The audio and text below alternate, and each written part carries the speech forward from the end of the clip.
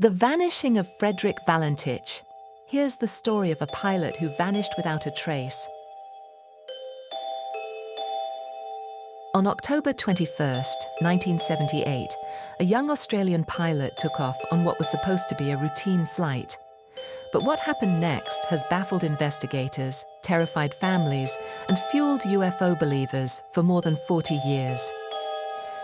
This is the story of Frederick Valentich and the mysterious disappearance over Bass Strait that remains unsolved to this day. It was the evening of October 21st, 1978. The sky above southern Australia was painted in deep orange, fading into the coming night. At Moorabbin Airport near Melbourne, a 20-year-old pilot prepared for what should have been a routine training flight. His name was Frederick Valentich. He had just over 150 hours of flying experience. Young, ambitious, but still learning.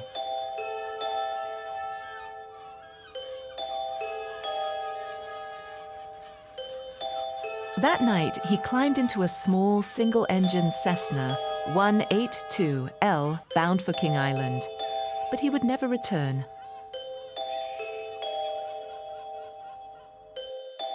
Frederick wasn't just any student pilot. He had big dreams, hoping to one day join the Royal Australian Air Force. Friends described him as polite, serious, and deeply passionate about aviation. But there was something else about him. Frederick was fascinated with unidentified flying objects. He had spoken to his family and friends about UFOs before, even carried clippings of newspaper articles on strange sightings. It seemed like just a hobby. But on this night, that obsession would become part of the mystery.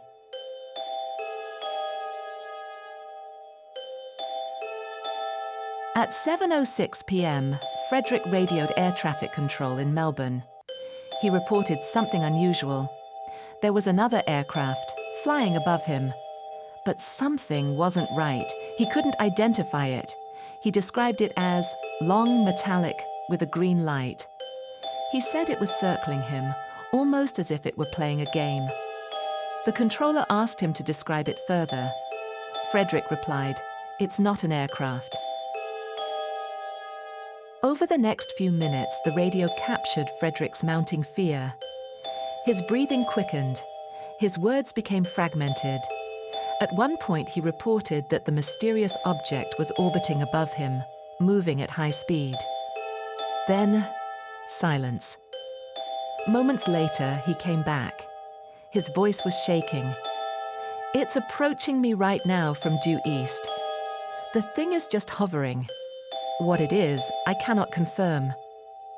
Air traffic controllers strained to hear. Suddenly, Frederick's voice cut through with one last chilling message. "That strange aircraft is hovering on top of me again. It's hovering, and it's not an aircraft." Then 17 seconds of metallic scraping noises filled the transmission. And after that, nothing.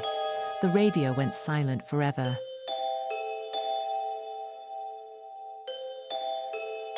In the days that followed, the Department of Transport launched a full investigation. Air and sea search teams scoured Bass Strait for days, covering thousands of square miles. But no wreckage, no oil slick, and no trace of the young pilot or his Cessna was ever found.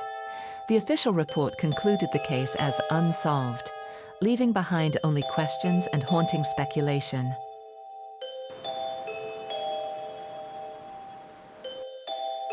Frederick Valentich wasn't the only one who saw something strange that night. Several eyewitnesses across southern Australia reported unusual green lights moving across the sky at the same time of his flight. Some described them as glowing orbs hovering above the horizon, while others swore they saw a metallic craft silently gliding in the night. These accounts gave weight to Frederick's last words, that something unearthly was circling his plane. Speculation spread quickly. Some believed he had crashed into the sea, disoriented by the night sky. Others whispered of a carefully staged disappearance.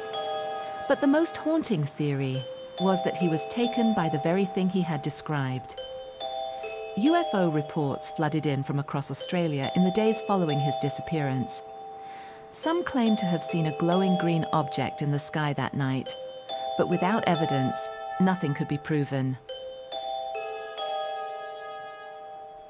It has now been more than 4 decades since Frederick Valentich vanished. No wreckage, no remains, just his voice echoing through time. It's not an aircraft. Was it a tragic accident? Or did Frederick encounter something not of this earth?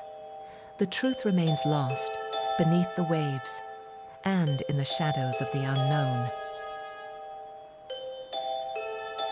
Over the years, several theories have tried to explain what really happened to Frederick Valentich.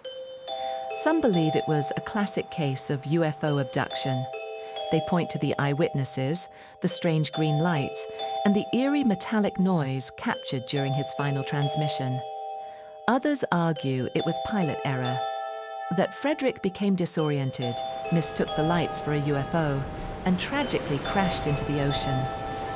Yet skeptics wonder, if that's true, why was no wreckage ever found?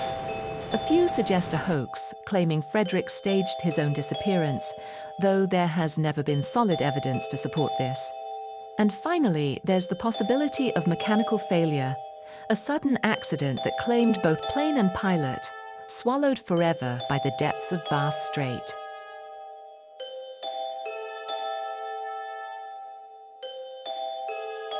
To this day, no trace of Frederick or his aircraft has ever been found. No wreckage, no flight recorder, nothing. How could a modern aircraft vanish so completely in an area so heavily searched? The lack of answers has only fueled the mystery, leaving more questions than conclusions.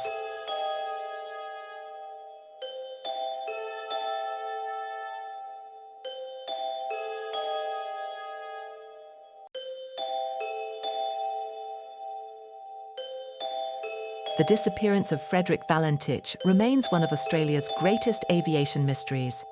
His story has been retold in books, documentaries, and even pop culture references. For believers, his case is undeniable proof that we are not alone.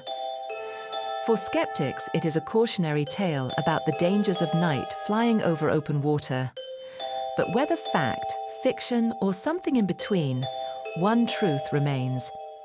Frederick Valentich took off into the evening sky and was never seen again.